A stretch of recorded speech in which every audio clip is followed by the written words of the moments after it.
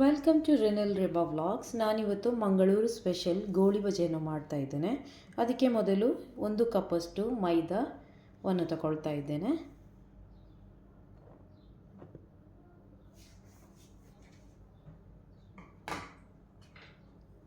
ಈಗ 1 ಸ್ಪೂನಷ್ಟು ಸಕ್ಕರೆಯನ್ನು ಹಾಕ್ಕೊಳ್ತಾ ಇದ್ದೀನಿ.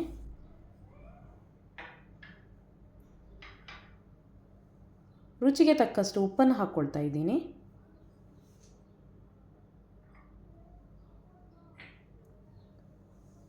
ಕಾಲು ಸ್ಪೂನಷ್ಟು ಜೀರಿಗೆ, 1 ಹಸಿಮೆಣಸಿನಕಾಯಿ ಹಾಗೂ ಸ್ವಲ್ಪ ಕರಿಬೇವಿನ ಸೊಪ್ಪನ್ನು ಹಾಕ್ತಾ ಇದ್ದೀನಿ. ಬೇವು ಸೊಪ್ಪನ್ನು ಹಾಕ್ಕೊಳ್ತಾ ಇದ್ದೀನಿ.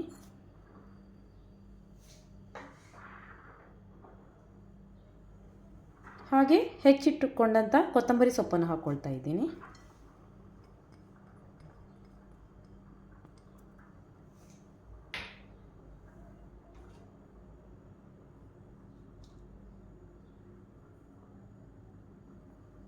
ಹಾಗೂ ಸ್ವಲ್ಪ ಅಡುಗೆ ಸೋಡಾವನ್ನು ಹಾಕ್ಕೊಳ್ತಾ ಇದ್ದೀನಿ, ಅಥವಾ ಬೇಕಿಂಗ್ ಪೌಡರ್ ಅಂತ ಹೇಳ್ತಾರೆ, ಅದನ್ನು ಹಾಕ್ಕೊಳ್ತಾ ಇದ್ದೀನಿ. ಈಗ ಇದೆಲ್ಲವನ್ನು ಚೆನ್ನಾಗಿ ಮಿಕ್ಸ್ ಮಾಡ್ಕೊಳ್ಳೋಣ.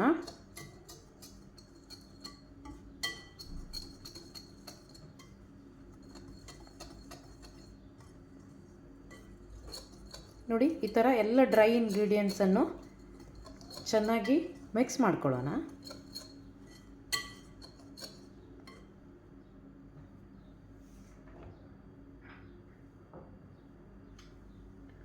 ಈಗ ನಾನು 1 ಕಪ್ಪಷ್ಟು ಮೊಸರು ಕರ್ಡನ್ನು ಹಾಕ್ಕೊಳ್ತಾ ಇದ್ದೀನಿ. ಸ್ವಲ್ಪವೇ ಹಾಕ್ಕೊಂಡು ಮಿಕ್ಸ್ ಮಾಡ್ಕೊಳ್ಳೋಣ.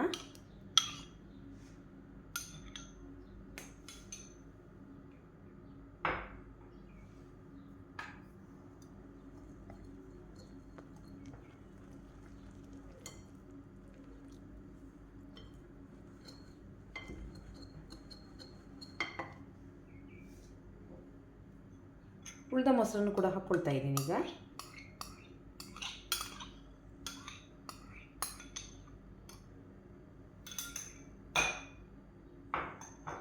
ಈಗ ಮತ್ತೆ ಚೆನ್ನಾಗಿ ಮಿಕ್ಸ್ ಮಾಡ್ಕೊಳ್ಳೋಣ.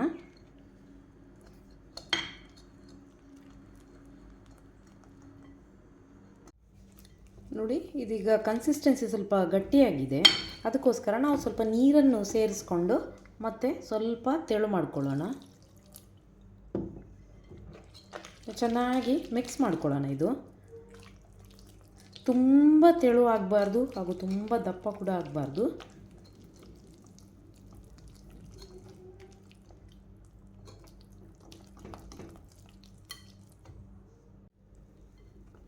ನೋಡಿ, ಈ ಥರ ಚೆನ್ನಾಗಿ ಮಿಕ್ಸ್ ಮಾಡ್ಕೊಳ್ಬೇಕು. ಇದನ್ನು ಚೆನ್ನಾಗಿ ಮಿಕ್ಸ್ ಮಾಡಿದ್ಮೇಲೆ ಈ ಕನ್ಸಿಸ್ಟೆನ್ಸಿಗೆ ಈ ಥರ ಬರುವಾಗ ಇದೀಗ ರೆಡಿಯಾಗಿದೆ.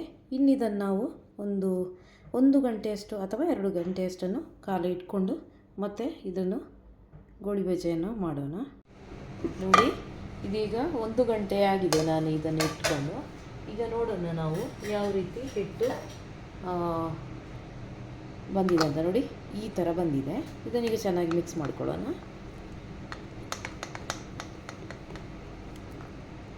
ನೋಡಿ, ಈ ಥರ ಈ ಕನ್ಸಿಸ್ಟೆನ್ಸಿ ಬಂದಿದೆ. ನೋಡಿ,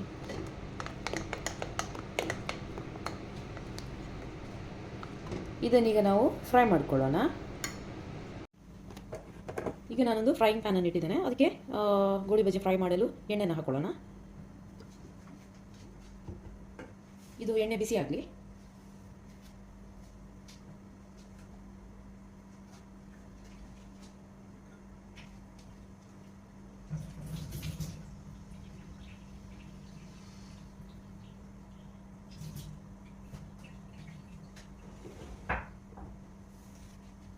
ನೋಡಿ, ಎಣ್ಣೆ ಬಿಸಿ ಆಗ್ತಾ ಉಂಟು.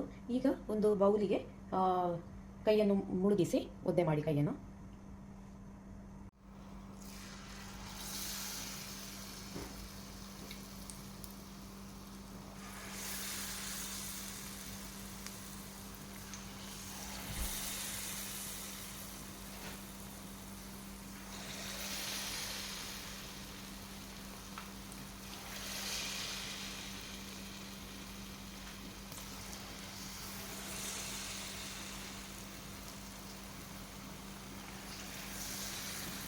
ನೋಡಿ ಅದು ಫ್ರೈ ಆಗುವಾಗ ತನ್ನಷ್ಟಕ್ಕೆ ಅದು ಮಗುಚಿ ಬೀಳ್ತಾ ಉಂಟು ನೋಡಿ.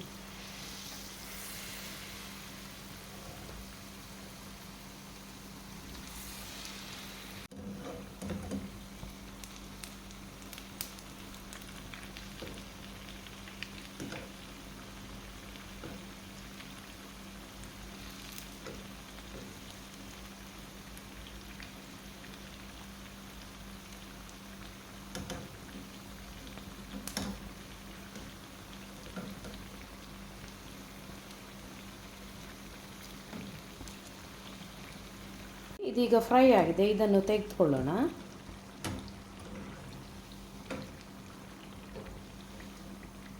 ನೋಡಿ ಯಾವ ಥರ ಕಲರ್ ಬಂದಿದೆ ಅಂತ ನೋಡಿ. ಇದೀಗ ಫ್ರೈ ಆಗಿದೆ, ಇದನ್ನು ತೆಗೆದು ಸೈಡಿಗೆ ಇಟ್ಕೊಳ್ಳೋಣ. ಮತ್ತು ರಿಮೈನಿಂಗ್ ಉಳ್ಳದು ಫ್ರೈ ಮಾಡ್ಕೊಳ್ಳೋಣ. ನೋಡಿ ಫ್ರೆಂಡ್ಸ್, ಈಗ ಇದು ಗೋಳಿ ಬಜೆ ರೆಡಿಯಾಗಿದೆ. ನೋಡಿ ಎಷ್ಟು ಸಾಫ್ಟಾಗಿ ಈ ಥರ ಬಂದಿದೆ ನೋಡಿ ಒಳಗಡೆಯಿಂದ. ನೋಡಿ ಈ ಥರ ಸಾಫ್ಟಾಗಿ ಬಂದಿದೆ ನೋಡಿ.